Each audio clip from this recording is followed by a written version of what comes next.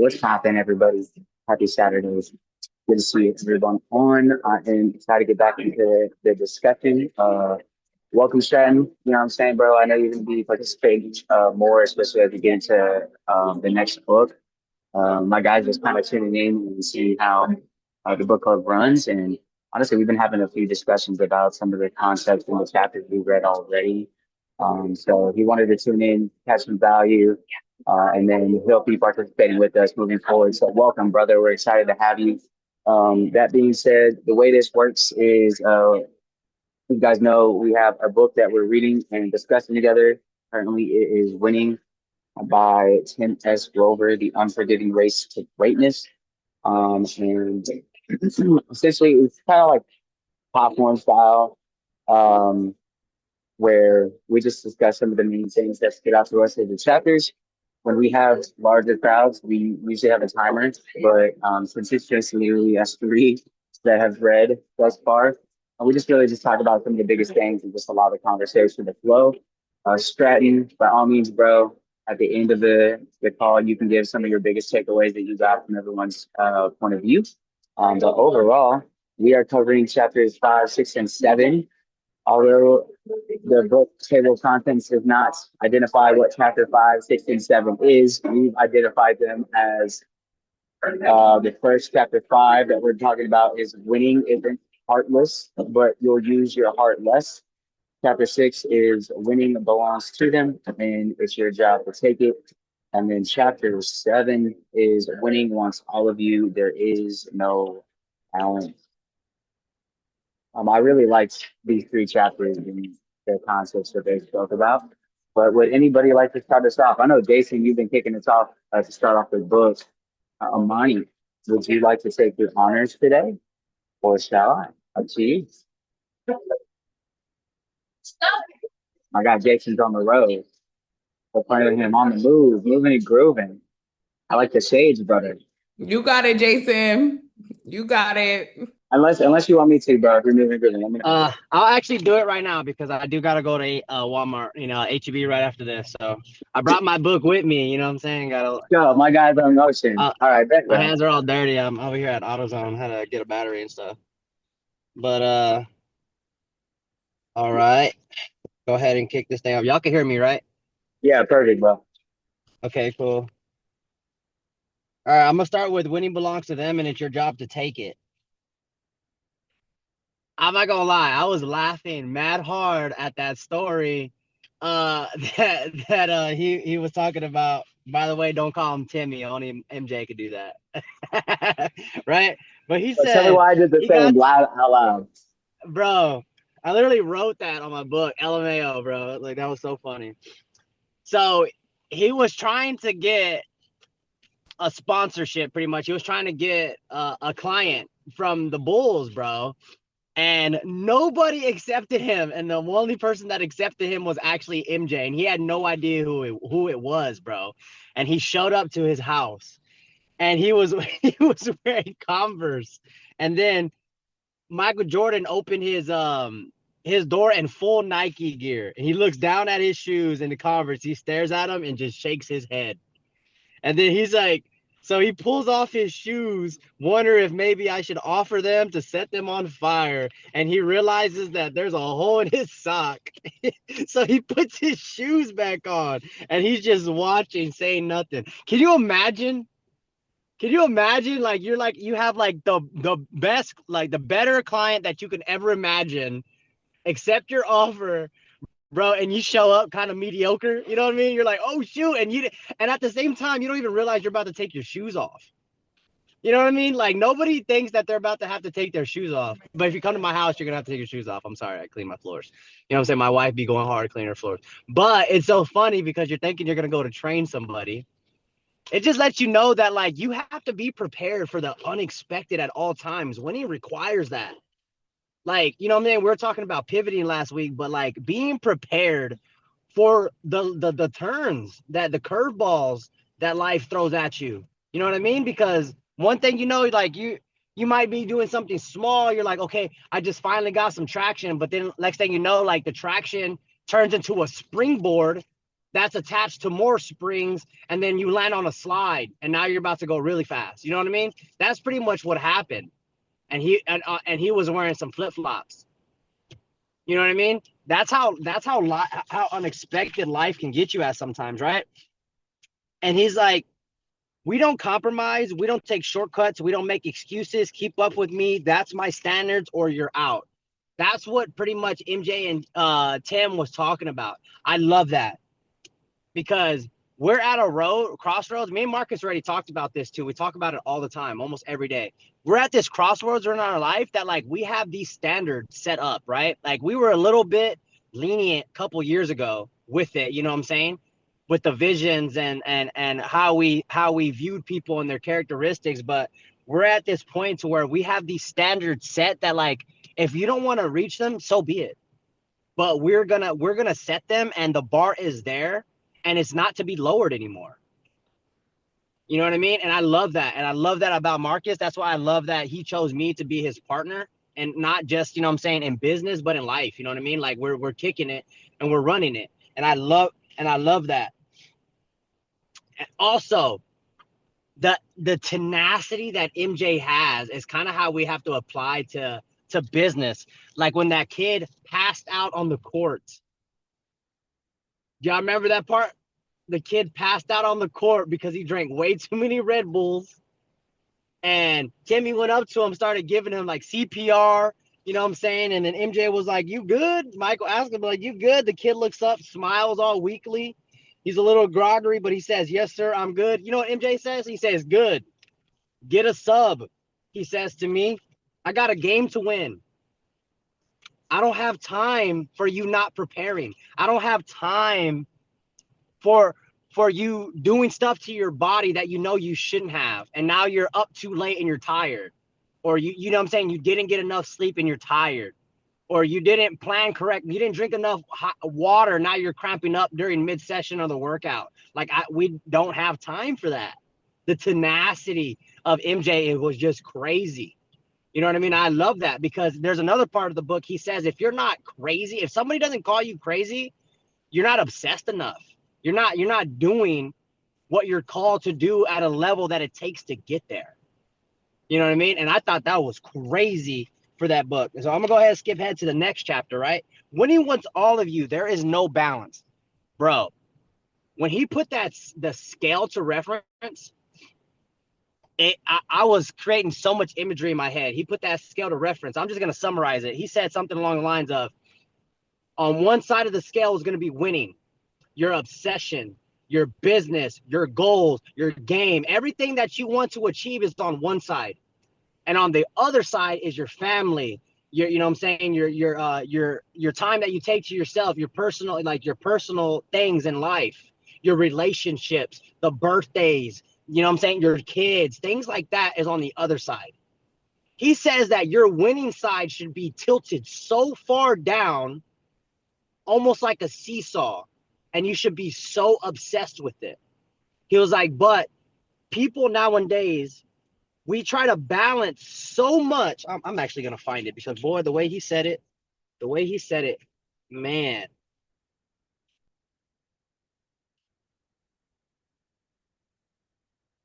Right here, he says, what's the number on the perfectly balanced scale? It's 0, right? He's like, you want 0 happiness, you want 0 success, you want 0 results, you want 0 achievement. You gave everything equal weight, meaning you trying to balance everything perfectly in life till it says 0, and balanced yourself right out the race. My goodness. When I tell you that, like, I understood that. That's why when I woke up, that's why I'm doing all these things right now. Even though I knew I had book club, there's nothing that says I can't be on book club right now and being out and about. I'm not the person that usually do this because I like to be focused in what I'm doing, you know what I'm saying, in tune. But like, I'm doing that right now. You know what I mean? Because there's no such thing as a balance. You can't balance success. Success isn't on a thing. The only thing that's on the top balance is that gold medal when you're standing up there. And there's a reason why there's levels and it gets lower, and then the lower ones don't even, you don't even remember them. because third place is down here, second place is over here to the left, but the top spot is the gold, right? And that's the perfect, it's perfectly unbalanced. If you think about it, it's not like centered like a top mountain peak. It's like staggered. And that's the imagery I created. And I noticed that I need to, there is a lot of times, he said it in the book, where you put so much on your plate and then you have a room full of disaster and you have a bunch of stuff that is like halfway finished or a quarter finished and you never accomplished anything. And that was a problem that I had last year. Last year, I was like, I need to fill more of my plate, put more of this, wear myself out, need to wake up more early. I need to do this, do that, do this, do that. And then next thing you know, I accomplished a lot of little things, but I never accomplished the main goal, the main objective that I had, which was winning. You know what I mean? I was winning little battles, but like I was never focused on the war at hand. And the war at hand is myself in my mind and that clutter that I consistently try to unclutter, but then my ADHD kicks in and then like I'm over here doing this again. Or I forget what I was supposed to do in the first place. You know what I mean? And that's the biggest thing that I took from this book is Marcus is the greatest partner that I can ever have. And I love him so much for this because great partners share your obsession and commitment. They don't think you're crazy. They know you're crazy. And that's what they love about you. You tell them your plans. And even if they don't completely understand where you're headed, they know you know exactly where you're headed. The only question they'll ask is if you want me to drive. And 2026, that's all I have time for. People that are crazy, people that are stuck on winning, that say what they say and do what they're saying. You know what I mean? Not just halfway, but all the way to the point to where we have to be like, yo, what did we accomplish today? What was accomplished on a thing? What was accomplished through the week? What was accomplished on the month? Did you hit any of your goals? Why not? What kept you from it? That accountability is key. And it takes crazy to be to hold somebody accountable. You know what I'm saying? But yeah, let's go. This book was hard. You know what I'm saying? It's still going though. That's my take that I got. I'm not sure who wants to go next. I'll take it. I'll take it. I appreciate it, bro. And I really do want to start with that too, because I feel like people take for granted essentially like the importance of, he uses the words allies. And I love that comparison, right? Because I've always seen it as like family or teammates. But at the end of the day, like there are a lot of teammates that don't have the same level of drive. There are a lot of teammates that don't have the same level of willingness and a consideration for overall big vision.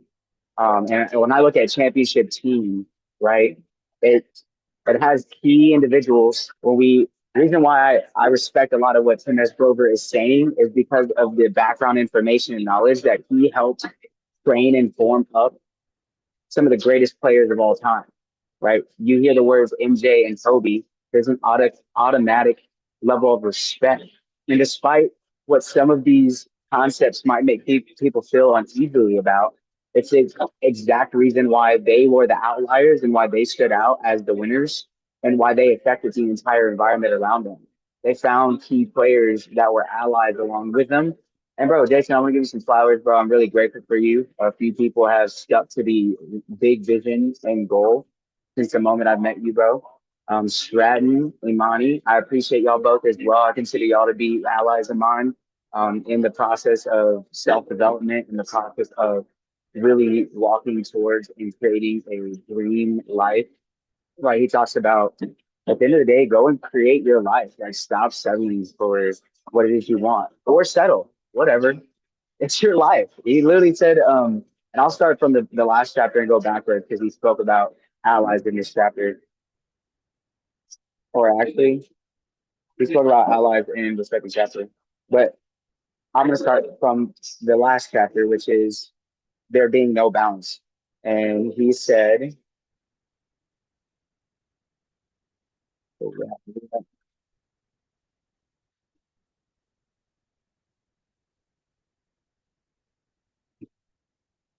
He said, stop spending time you don't have on people you don't like, doing things you don't want to do.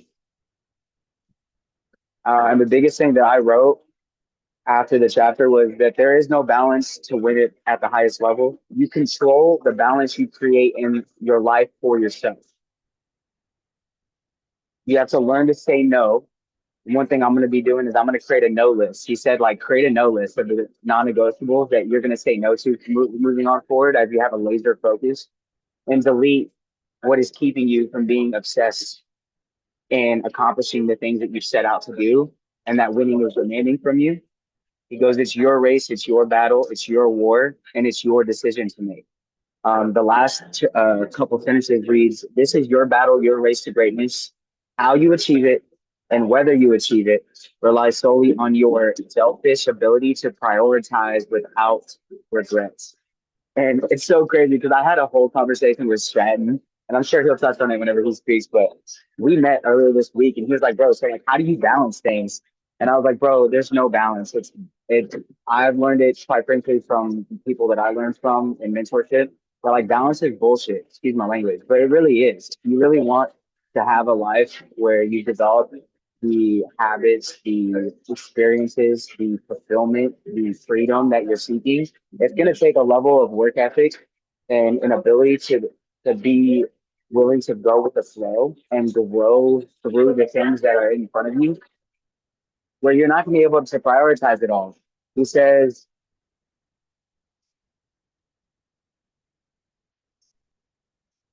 that with that, hold on, to go along with that thought process.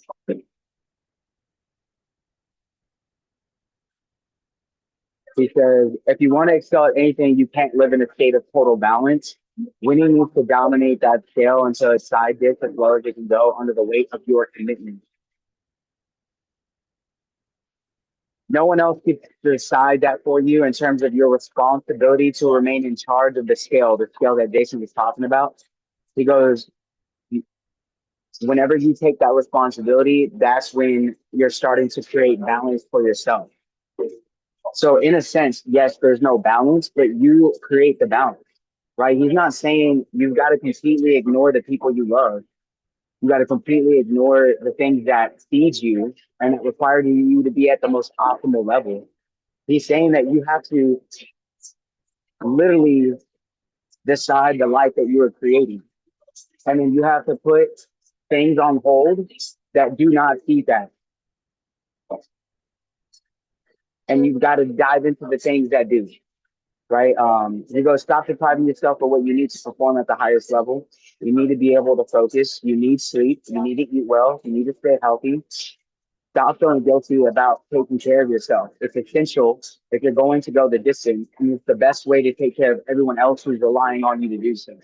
I was like, bro, quit playing. That's a bar because a lot of people think that when there's no balance, like you've got to disregard your health, you got to disregard your relationships, but that's not the case. In fact, like he literally encouraged you to to be honest with people. I wrote this concept because it's something that I have learned and something that I have recommended people do, but most people like just won't implement in their life. And it makes no sense to me because at the end of the day, if you understand that there's not going to be a balance, he goes, living without balance means asking others in your life to understand, support, and wait. It takes a strong and confident person to stand with you while you chase your dreams and put everything else in your life on hold. Someone who believes in you and what you're doing and understands that a win for you is a win for everyone else in the circle, right? I think of like my mom. She understands the sacrifices I make, and she's willing to help me in my low moment because she understands that the overall, I have my family's best interests in mind and the things that I'm putting my energy and time towards, right? He goes, if you need partnership and support, ask for it. Don't assume you're entitled to it, and keep those people alongside you, not behind you. It means being aligned with what each of you needs to do with total mutual respect and support. He goes, you need to be realistic about what's ahead. And this is the most important part. He says, be honest, then make sure it's actually worth it. meaning like be integritous with what you say and stick to your word. Like if you tell somebody, hey, I'm gonna grind for the next 5 years, make sure that the next 5 years you grind and that you don't waste your energy and spewing out words that hold no weight. I firmly believe that we have the power of life and death in our tongue. That's biblical. And a lot of people lose the ability to recognize that your word is your worth, right? He goes, when you're present, be present, invest in that time, and give something back to those who have given to you, right? Jason said, bro, my wife, I'm so grateful she just trusts the process. And like, amen, bro. But I remember you having to have those tough conversations with her, right? And then y'all being on the same page. Now, Stratton, I've definitely told you, like, hey, bro, it might cause a separation between your ability to grow and the people that you're currently hanging out with who aren't deciding to grow. But as long as you let them know, hey, I'm going this way, then you're able to walk with confidence. And those that believe in you, those who want to see you win, they'll support you and they'll encourage you and they'll talk you up. Or you'll understand that they weren't really friends to begin with, and you've got to decide to continue moving forward regardless of the fact. I'll come back to chapter 3 of my last thought process on it because at the ending I really related most. But I wanted to go back to chapter 1 or chapter 5, where he says you'll use your heart less, right? And he basically talks about, bro, you need to have your mind greater than your feelings. And he's and I tell this to people all the time. This does not mean to disregard your feelings whatsoever, right? It's healthy to acknowledge when you're upset or when you're angry. It's healthy to understand when you struggle with anger, when you struggle with sadness or depression. But what's more important is that you allow your commitments to not be overshadowed by your feelings. Because what I've learned is that feelings are temporary, they are not eternal. They come and they go. The biggest thing he says is to be steady. I talk about this all the time. Steady Eddie wins the race, right? He goes, the greatest winners are the least sensitive. So stop taking it personal. Right? I used to take it really personal when people would tell me, like with their word, hey, bro, I'm gonna grind with you. We're gonna win. We're gonna grow. We're gonna develop. And then like 3 months, 3 years, 10 months down the line, nowhere to be seen, back to old habits and old ways of thinking. It would piss me off. It would piss me off, y'all. I'm not gonna lie. But what I stopped doing is I stopped taking it personal and I recognized you don't want it as much as I want it. And that's okay. The fact that I want it more for you than you want it for yourself says a lot more about you than it does about me. Right? He says, your obsession, your craziness, a lot of people, that creates a distance between you and everyone else. And they finally stop trying to keep up with you. And I'm like, yo, this is my life right now. He goes, they want to make you feel like you're headed for disaster and you are the problem. And he says this, and I want y'all to hear this as well. If you skimmed over it, Stratton, I know you're not reading it, so like hear me when I say this, because this is what he wrote.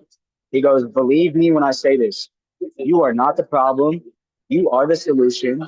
You're already solving problems they can't even see. If you recognize that it's important to use your emotion, but to use it in a sense of energy rather than a sense of reality.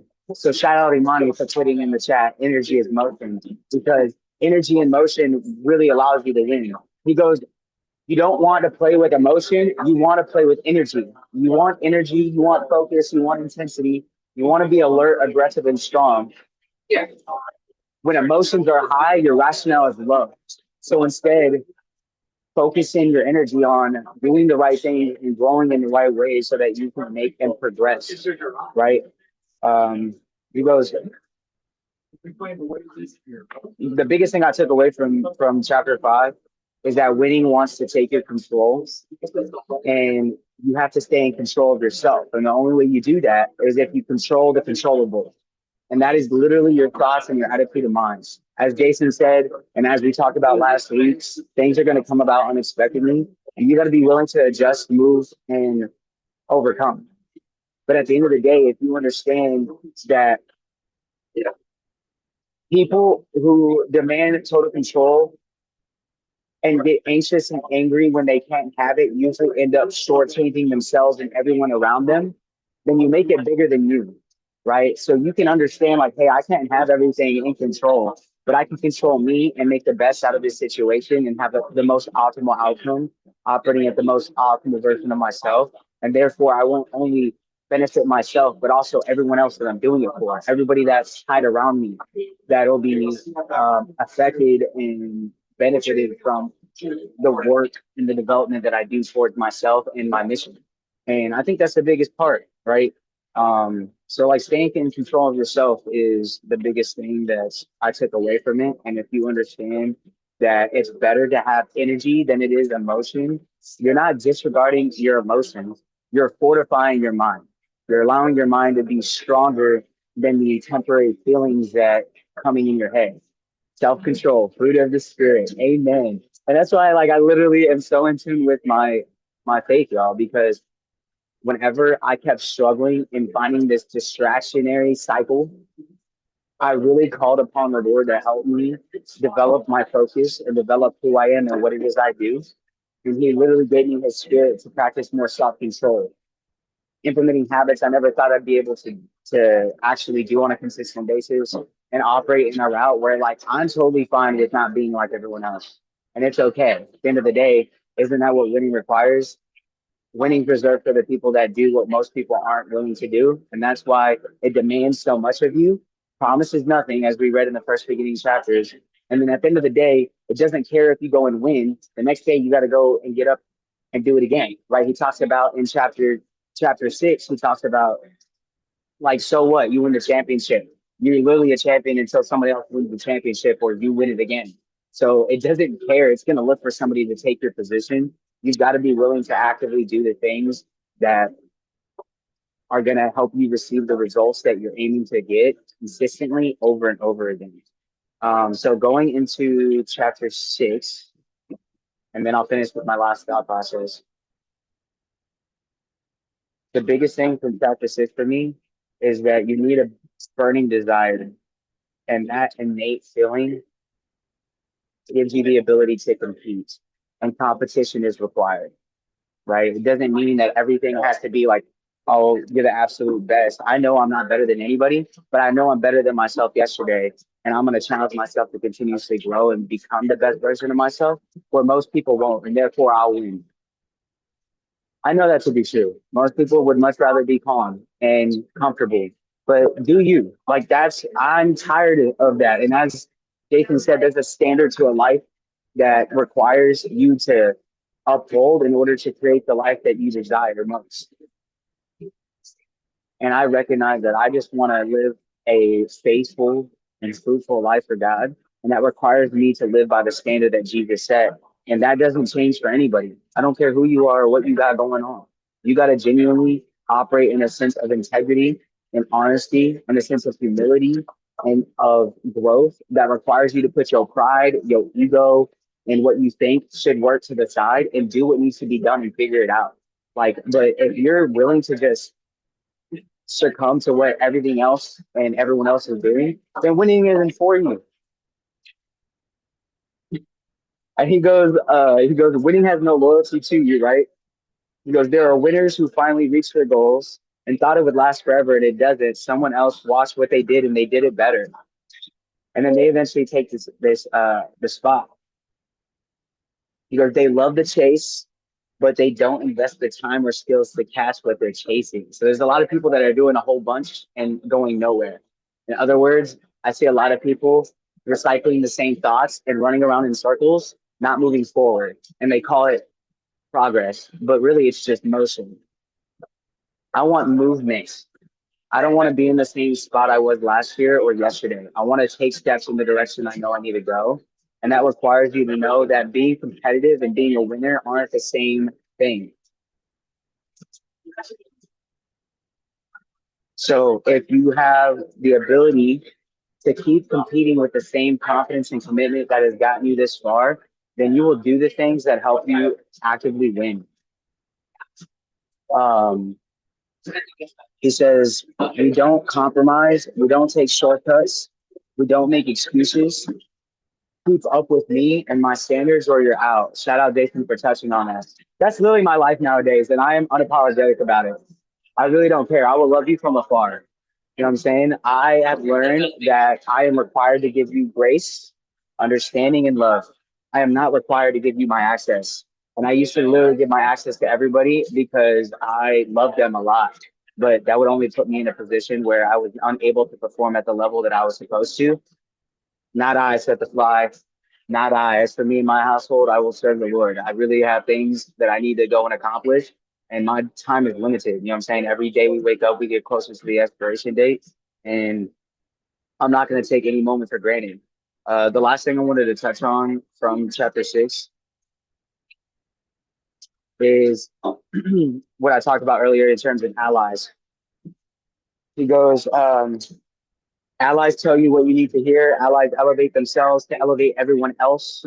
They are ride or die partners who will never ask why, and they're always figuring out ways to get better. When you deliver greatness, you never have to talk about it. Allies don't make excuses. They won't listen to yours. He goes, well, he goes, it's not enough to come up short and just say, well, we worked so hard and we gave it our best shots. Winning wants you to say nothing and just show results. Great competitors communicate with the fewest words possible, a lip and a glare, and they communicate without things like it does not need to be said to be understood. Right? Me and Jason were on the same page. And I know Imani, like you and I, we've grown more intentionally in developing our relationship over the years as well. And like there are things that like you and I will give each other a look and we'll just start laughing or we'll be in motion because we're on the same frequency. We're trying to grow.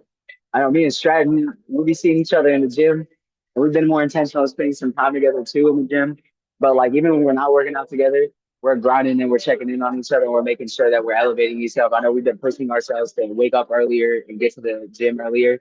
And bro, I just like, bro, I know we've been maybe like a month and a half in and building an intentional relationship, bro. But like, yo, I'm grateful for you. Not many people are willing to adjust their schedule to become better. Not many people are willing to challenge themselves and do things that are uncomfortable despite how they feel or how cold it is outside. Like real talk, people will stay in bed because it's under 30 degrees outside and we stepping outside just so that we can go and develop our temples and give honor to God, but also improve our habits so that we can do more with our time. Right? We talked about like, yo, this little slight change of getting workouts in before 9 a.m. Now we got more time to go and literally pour into our dreams, our visions. We have more energy, we got more vitality, we got more focus. Bro, it's only a weekend. Like, quit playing. Imagine it in the next 3 months. You know what I'm saying? Like, it's going to be a different ball game. And I just know that I think the biggest thing that I was worried about being the most competitive person in the room was losing my heart for people, right? And he, like, as I was reading this and that thought process came up again, it's like he knew what I was thinking about. He reads, you can be the kindest, most gentle person in the world and still be competitive in every way possible. This is about a quiet desire, hunger, adrenaline, pain, fatigue, and pressure. You have to convert your emotions into action to create results. And that's what people, I think, lose aspect of, right? If you control your thoughts, you control your actions. If you control your actions, excuse me, if you control your thoughts, you control your emotions. If you control your emotions, you control your actions. If you control your actions, you control your outcomes. Period, point blank. If you want a specific outcome, you got to go back and look at the thought processes that develop the outcome. Right? All I've learned is that your beliefs in tune create your thoughts create your attitudes of mind, your attitudes of mind create your decisions and the emotions that you focus on, your emotions create the actions that you choose to take, and your actions develop habits that make up the reality you live. Selena's pregnant and on the treadmill. She still gets competitive with strangers. They turn up the speed, she does too. Shout out to Selena, but she be challenging herself, you know, and this is exactly why I got connected with Jason and Selena in the first place, because I ain't never met people in the gym that went harder than me until I seen them in the gym. And I'm like, who are y'all? Like, what's up? Why are y'all sweating and going harder than most people in here? Usually that's me. And I need to know y'all's names. By the way, I like your shoes. That's what I told Jason. Like, what's your name, player? He's like, bro, I'm Jason, man. He's like, I'm a Marine. I'm like, this makes sense, bro. You know what I'm saying? But I recognize y'all that You have to create the end result so completely that nothing else matters. And if you detach yourself from what that end result is, you could fall in love with the process that gets you the end result. And I think that's where Kobe and MJ were at, right? They understood, let me focus on the thoughts that yield the attitude and emotions that create the actions I need to take. And let me do that regardless of how I feel. Mind over feelings. Doesn't mean I disregard. Things are difficult. He talked about how MJ would get pissed off because he'd get bullied around on the court, but he never allowed his outbursts to take advantage of the overall end goal, which is to win the game. Right? I get frustrated and pissed off when people don't do their end of the bargain, but it doesn't mean I allow it to take me off of my end game of what it is I need to get done throughout the day in order to get a result that I wanted to have. But yeah, the last thing that I'll say on it is in chapter 7.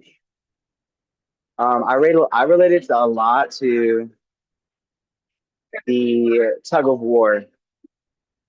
So I know, like for Jason, it was the scale, but for me, it was the tug of war. And I feel like this is where I'm at in life. He goes, imagine you're pulling an unforgiving tug of war with winning, and balance is the flag in the middle. And he goes, and as you start pulling and try to get winning to succumb to your will and do and react to the actions that you put in, the effort and the energy and the time that you exert to go and get winning on your side, you start to cut out things that the balance no longer is in the middle and it strays back and forth. And then he goes, total focus. Balance is completely gone. And now your focus gets sharper, your anger gets stronger, your muscles are burning, and the skin is tearing off of your hands. You can't breathe. More harder, another step. And then he goes, and then winning takes a giant leap backward, laughing at your face whenever you feel like you've almost got it completely on your side. And when that happens, the flag is back in the middle. You're in the dirt, and balance is quote unquote restored. I look at those times where I feel like defeated when I know that's not the case. And I look at the times where I'm exhausted and I feel like, yo, how am I going to get there? I've been going at this tug of war for years and I can't seem to have winning hold on my side.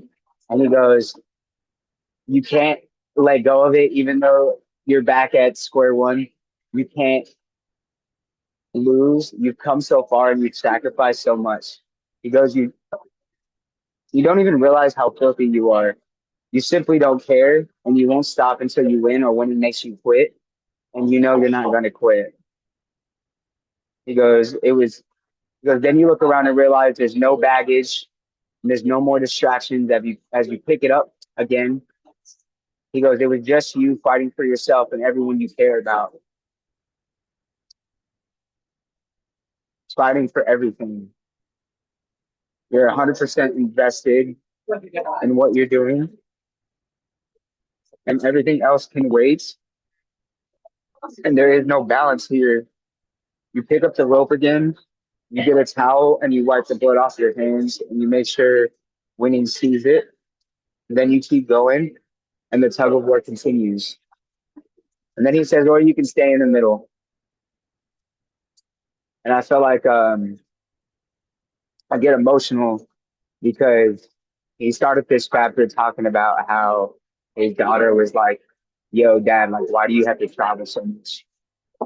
And he said how he had to like hold back tears while he was trying to pack his bag. And he was like, even now while I'm writing this, it still hurts. But the sacrifice and the cost you pay is pricey, but it's worth it. Otherwise, you won't get where you're wanting to go. And I look back at everything I've put in. And this is where like I find myself like dirt up, bruised, bloodied, annoyed, frustrated, but I've put in way too much time and I've gone in way too far that I know that there's no other choice but to pick up the rope and continue pulling and getting after it and knowing that it's my decision and it's my life that I get to live. But now as I pick up the rope, I literally have no more distractions. I see it as the Lord shaking my tree and allowing all the dead leaves to fall. The things that I thought I cared about, the people that I thought were going to be in my life, the places I thought I'd be by now, None of it matters other than the execution of becoming the person I know is required of me to get to the yield and the results that I want. And I'm not quitting. You know what I'm saying? I'll never quit until I get to a point where Jesus calls me back home. And I know there's a bigger purpose to it all. You know, it's not just about having the financial freedom. It's not just about getting to a point where I can do whatever, whenever. It used to be that for the longest time. But my end goal is really living fulfilled and making sure that people understand the truth about Jesus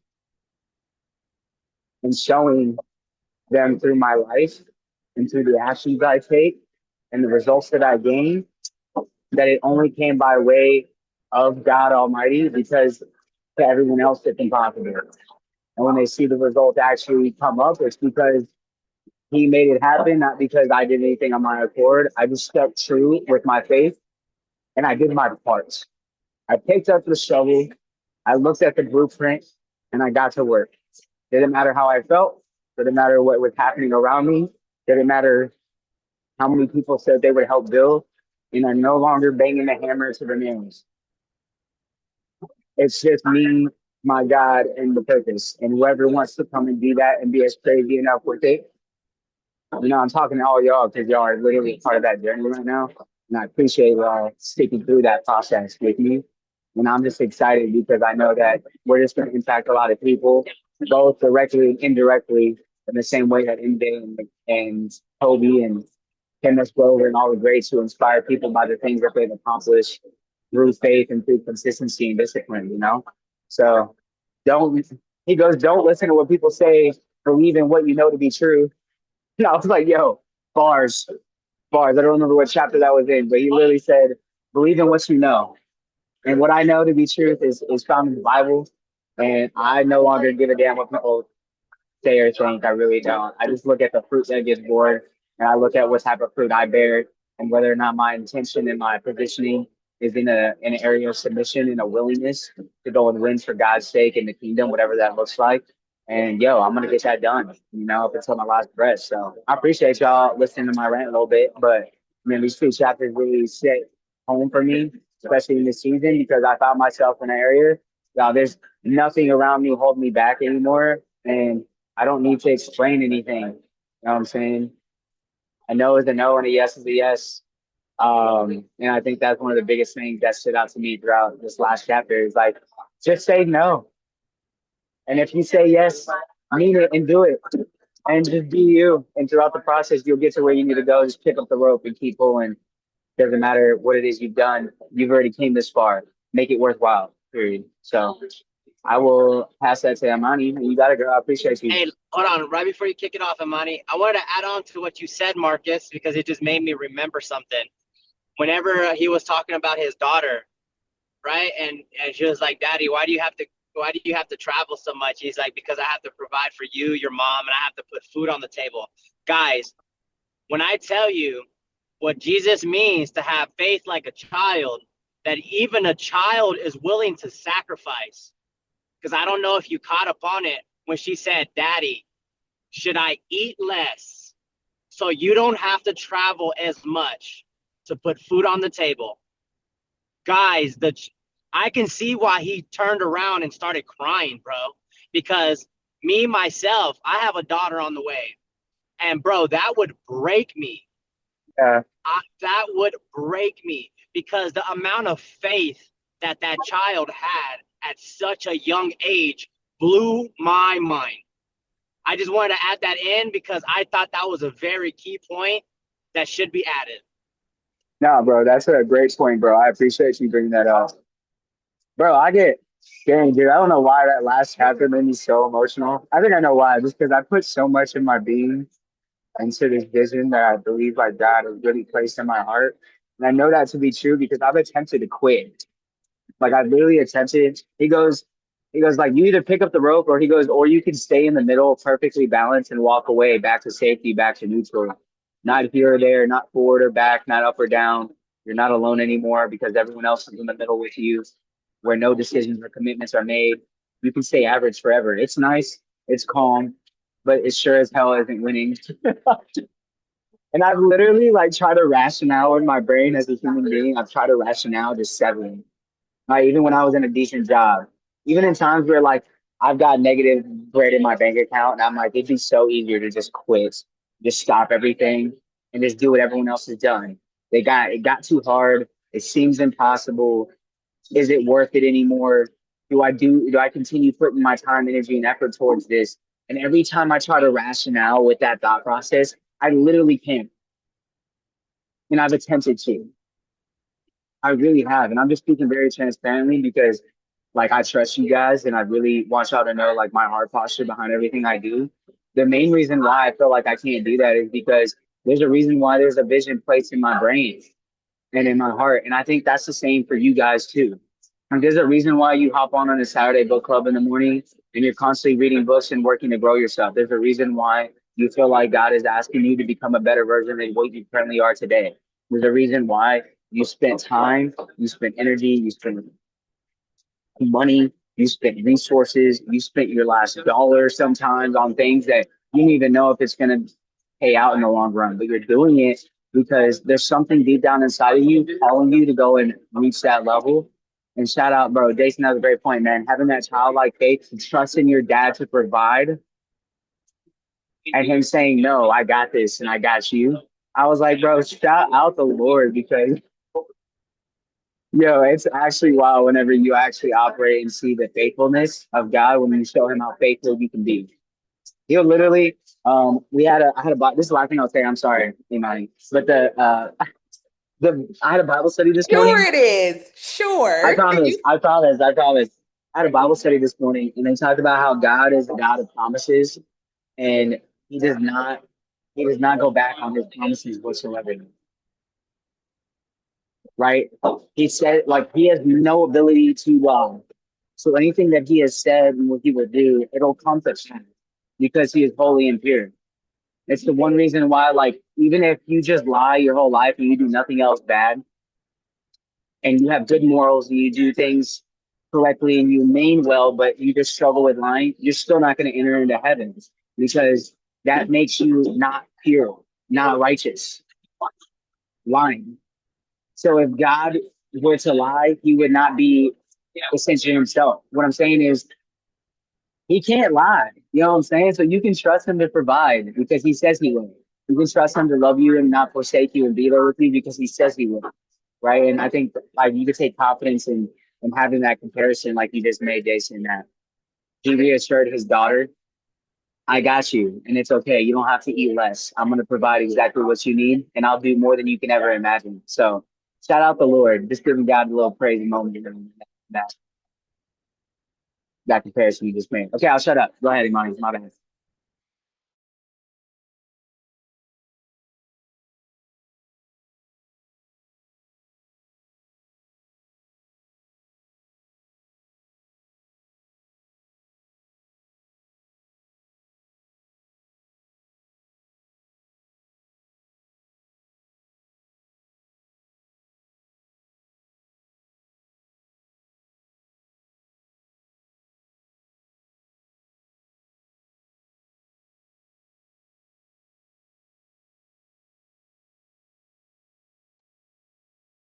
My bad, y'all. I have to step away real quick. Okay, so first off, um, I hope Catherine O'Hara is resting in peace because she is the type of woman who has encouraged me to be the kind of woman I am. And that is a huge deal to me when we're talking about winning and goals and structure and all these very hyper masculine things. Honestly, I'm not gonna lie, this is a very masculine book, and as a female in my feminine and learning how to grow with my feminine, it has been very this book is how do I say, this book is a little contradictory towards a lot of things that I learned of myself. Um, as I have been growing. And so much of this book is so true. Like you still need like this. For me, it's such a balance. So that I'm telling you, this was messing with me this time, y'all. Y'all are guys. Y'all, you know, I don't know if you're gonna see it in my point of view. Um, I would still love your perspective though. 'Cause what I want to yeah. reassure you in, I think it's perfect for like you're not as a woman like we're in that like anatomically and physiologically made different. You know what I'm saying? So some of the Right. things that are required of a man are not required of a woman. And I do believe in like equality. Like, don't get me wrong. I'm not saying women are lesser than or men are greater than, but I do believe we all have roles, right? Especially when it comes to how we operate in life. So like, girl, I don't think it's a negative thing that you're like, oh, this is a lot. You know, This is so, it has been so much for no, me trying to like relate to this book in such a deep way because a part of my whole mindset is yeah, attraction, is magnetism and making that flourish and grow. So I'm just like listening to this book and I'm like, I'm a man. Like, no, it's so in reality, like on the other side of it, like I can completely agree with priorities and putting your priorities at the forefront. I love when he was talking about how Kobe and Michael did not have friends. And like, not like they didn't have friends, but their teammates, had a huge issue with how they were. And to be honest, I realized why I've been so confused with the books because online the chapter list and what y'all are telling me are kind of different. So I'm just gonna go off of what you're saying, like what you told me earlier, Marcus, about like which chapters we're on. And I'm just gonna shoot it how I heard it today. Okay. I'm just going off the rails today, people. So he was talking about how MJ and Kobe had a lot of friction between team members. And he even told this story about a woman who was the best on her team, on her firm. She was racking in. She had all these great clients. Was the highest performing person in that damn office.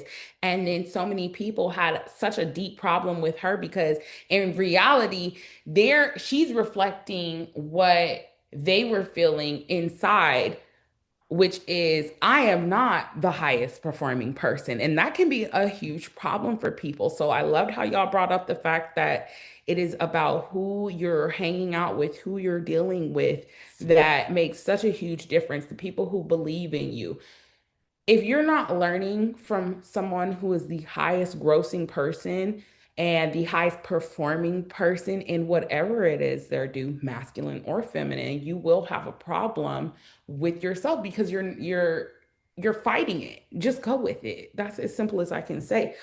I loved how they basically got her. Basically, they let her go.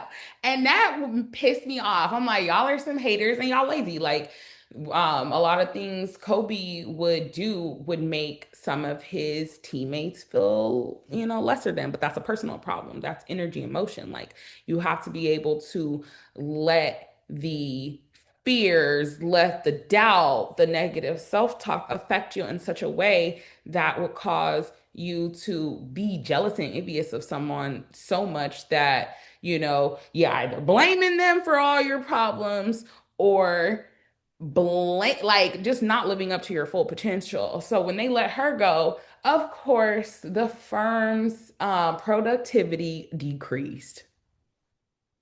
You're blaming someone else for this deep rooted issue within you when all you have to do is pluck it out. So, in my feminine, I 100% believe in balance.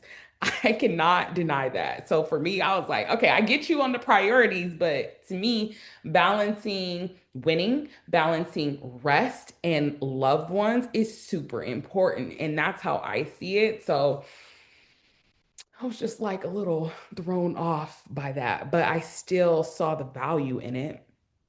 You can't always like there are things that are so important to a person, to a soul, to the the vision, the line, the purpose in your life that you just gotta go hard.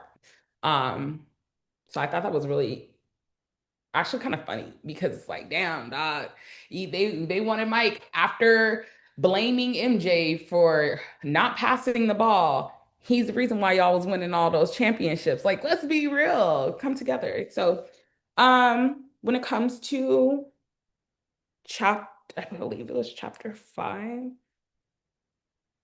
which was Heartless, talking about yeah, that's deep for me because like taking the emotions out of things is not always easy. He even talks about how there was only a few times that these other players could get Kobe to like be thrown off his game. They would purposely try to aggravate him to get him off his game. And then Kobe would just snap back. He would like rarely be in that position where somebody could get to him and get inside his head. And that shows such strong mental fortitude, which is mind over emotions. Power, it's not even like a powering through either. It's more like a going through where you're understanding what's happening, you deal with it in the moment, and you stay so mentally strong that you can get back into your zone, your rhythm very quickly. And that is so important when you are mm, okay. Okay. Mm, okay. Have you ever read any books on like feminine energy, like at all? Because this No, is no, interesting. not in the sense of energy, but I do know that like the words you speak, the attitude you operate in, like on a universal, both Okay. men, like that creates a frequency, and that also attracts Okay. the people around you, right? So like typically Yeah. it says that we can pray for things and believe in it, and then we do, it'll be added unto us. So like if you believe in something, you will entertain the thoughts that magnify that belief. And those thoughts again lead to your like your attitude, your emotions, Okay. Yeah. actions. You'll attract those things, and it'll almost happen like without Yeah. effort. Okay. You know what I'm Okay. I'm saying? getting So you. I'm understanding your where you're coming from. You know what? Now that we're even talking about it, like going even back into spirituality, I'm so glad you brought that up earlier because your spirituality, your spirit, your soul, having your connection with God, having your connection with whatever religion you're into, your true personal relationship is so important because that is what helps. That's what helps get through those rough moments and those rough times where new things come up, new feelings, situations, and there's such an array of emotions to actually go through. So he says in the book, like the whole thing is not, it's like having so much heart, but not allowing your heart to overtake. It's having that spiritual and like connection with God for real helps you like move through those and learn how to transmute those emotions into more power, more energy, like you said in the book, bringing that energy up to get through these games, to get through these winning seasons. Very, very deep. Um, I know this is random, but I really liked when he was talking about just like it's just I don't know. Every time he talks about the differences between Michael Jackson and Kobe Bryant, it's just so they're so different, but they're so similar in that winning mentality. Michael talking about he's basically paying Tim not to be hired by anybody else. Like I pay you enough to just be mine, but he was willing to give the contact to Kobe so Kobe could get put on. And look, we have history in the making, and that's how Tim got with Kobe. And he said when he went, he never had talked to Kobe on the phone. He went to a restaurant to meet up with him.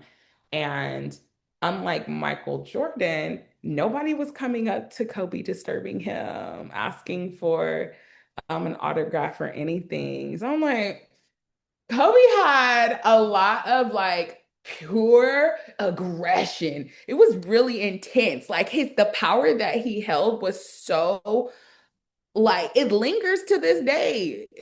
It's lingering. You can feel it. And I'm just talking about it. But then he'd soften up when it came to his daughters. You can always see him soft and smiling and chuckling and kissing him and holding him, picking him up. And it's just so precious because that's what life is all about. You win for yourself, you be your best self. And that ray of sunshine gets like, it just holds, it cradles everything. So I brought up Catherine O'Hara because I love her and she's unhinged and she's super funny and cool as hell. She's like been such an inspiration for me as a woman. Like, so I love it. I love bringing joy to people. I'm not about to be balling nobody up on a basketball game, y'all. Like, I'm not doing that. I am not the best basketball player, and I'm okay with that.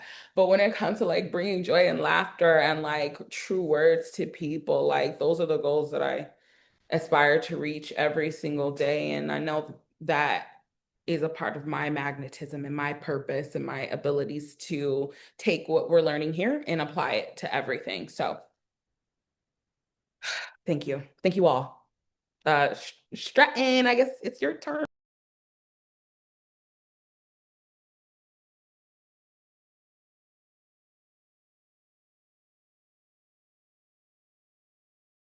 Hey, what's up? I'm kind of multitasking right now, but I'm also in a noisy place. But I haven't read the book, We can hear but you, I bro. was You're okay, cool. still good, yeah. Okay, cool. Um, yeah, I haven't read the book, but just like off what y'all were saying today, um, some key things that I saw were or that I heard. It was be prepared for the unexpected at all times. That was what Jason was saying that. That stood out to me.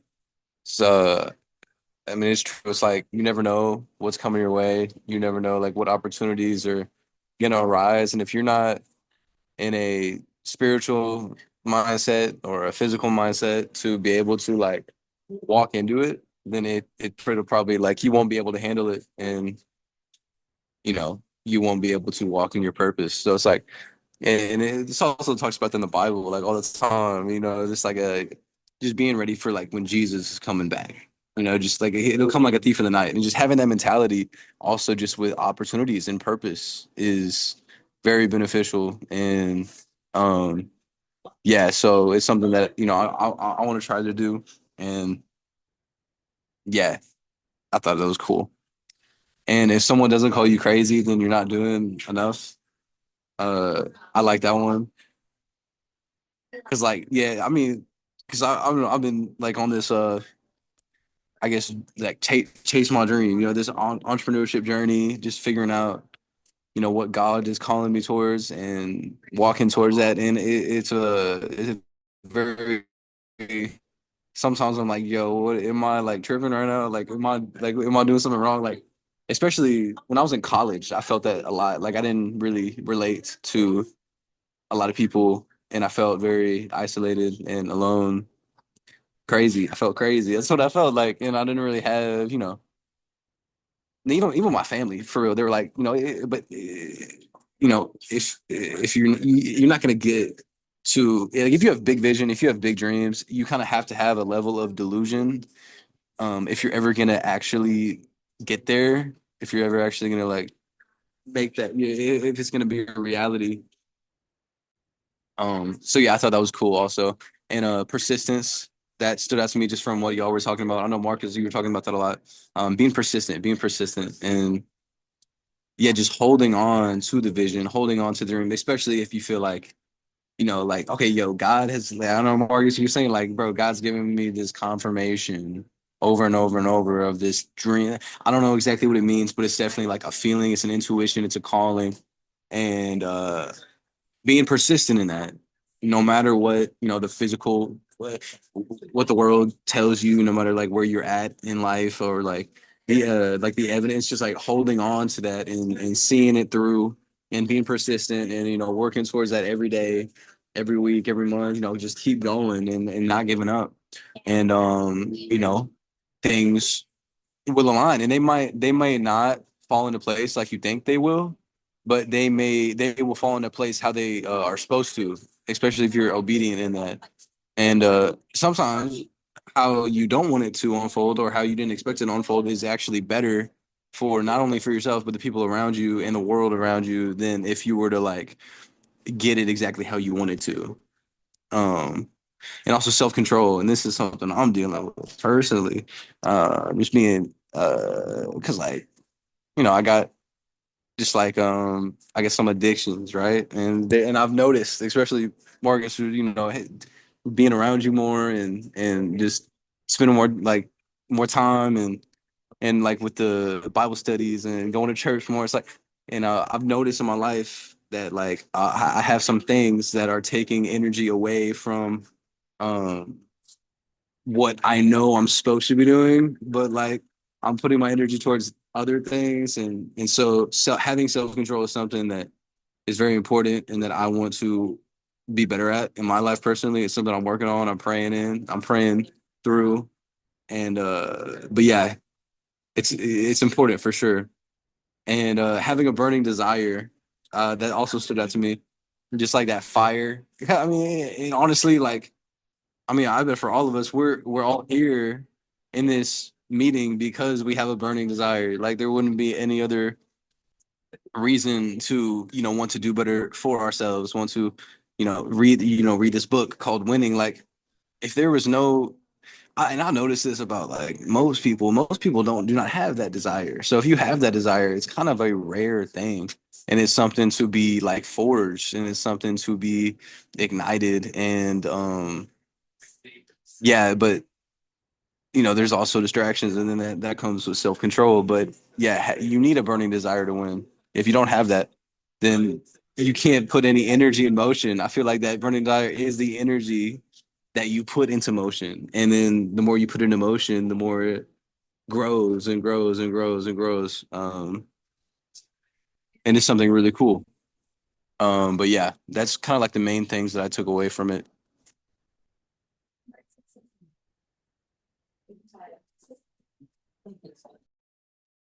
Well, I appreciate you just, sharing, what I'm saying, especially, I tell people all the time, like, it's kind of crazy because there would be like, we'd have like 15 people on the Bible, or excuse me, on the book club at one point, and there'd be a lot of them that like would feel very guilty for not reading, but instead of just showing up and being a part of the conversation and tuning in and being present, they would much rather like just not be a part of it because they were worried about, I don't know, like either judgment or just feeling like they weren't doing their part. But there's a lot that you can gain just by being a part of the conversation and listening in. You know what I'm saying? So I'm not saying don't read whenever you got the book and like we're going to discuss it. But what I'm saying is like, bro, it's all good that you haven't read yet. I recommend still getting the book whenever you get the chance. I got to get you into with the actual resource. But for the next book club that we have, or excuse me, the next book that we cover on book club, there's going to be a lot of like in-depth concepts in terms of us healing the parts of ourselves to actually carry out and execute and win at a high level. Shout out Imani for helping plan out the actual uh, planning out the actual process of like which books we read when. But in that, bro, we appreciate the value you give to the table and your perspective because there's always something that we can gain from you as well, regardless if you've read or not. So keep showing up, bro. You know what I'm saying? And then eventually we look forward to like as you're reading what revelations come to you, what big takeaways stand out from what the author writes in the books that we discuss moving forward. And I know I could speak on behalf of Amani and Jason. And if it's not true, y'all speak up. But bro, ever since that we've actively just read the books, discussed the books, and then applied the principles from the books, our lives have improved over time. And it continues to doing so. It's why we're still showing up, regardless if there's 20 people or 4 people on the call. It doesn't matter. We really committed. There was a time it was just like me and Amani, and we discussed the last of the book. Bro. Do you remember what book it was? I don't even remember. But I just remember being in a car and our discussion was like 101. And we talked about the last few chapters. You remember that? I'm trying to think. I feel like I see it in my head. I'm trying to think of the time in which that was, which I It feel was that like was, April or May. yeah, I was right? Right. yeah. April, or it had to be May because I remember my brother and my sister and my nephew was graduating from middle school. So that I think was it was two the years end of ago. April though, because I think I was on the way to go and marry Nicole Huh. and her husband. Yeah, yeah, yeah, I gotta yeah. look back. I Anyways, was it was on, yeah, powerful. yeah. Well, It was good. being, It was yeah, something. it was something. No, yeah, and I just appreciate the conversation. That's the point, you know what I'm saying? It's just to dive in, get different perspectives, and actively help each other get to the next level. And all I know is like, and it's in the promo and it's on every event description. We might overlook it because it's always there, but our level of personal success is always going to come or rise and fall to the level of our personal development. Period. And if we're constantly growing ourselves and reading the books and doing the things that the book says, then we're going to hit new levels. So that's the point of it all. But next week, we are reading chapter 8, 9, and 10. Chapters 8, 9, and 10. Let me read the titles of these so that you guys got them. Chapter 8 is Winning is Selfish. I don't know about the title on this, but we'll see what's up. But Winning is Selfish. Chapter 9 is Winning Takes You to Hell. And if you quit, that's where you'll stay. I was like, yo, this is the title of that. I was like, I can relate. And then chapter 10 is Winning is a Test with No Correct Answers. So again, chapter 8, Winning is Selfish. Chapter 9, Winning Takes You to Hell. And if you quit, that's where you'll stay. And then chapter 10, Winning is a Test with No Correct Answers. Bro, Shred, if you want to read along, next time I see you, you can take pictures of the pages of the book, or you can borrow the book after I'm done reading it, whatever. But or if you get the book. But those are the chapters we'll be covering. And then the following week, we'll finish off the rest of the book, which is the last 4 chapters. But I'm excited, y'all. I appreciate y'all's intake and honestly, just sharing some value. I hope y'all have a good rest of y'all Saturday. Y'all stay warm. It's a little cold outside. God bless, and we'll see you all next week. Much love, fam. Happy Saturday. Bye, y'all. Yay. Happy Thank you. Oh Saturday. my gosh. Bye. Later, friend.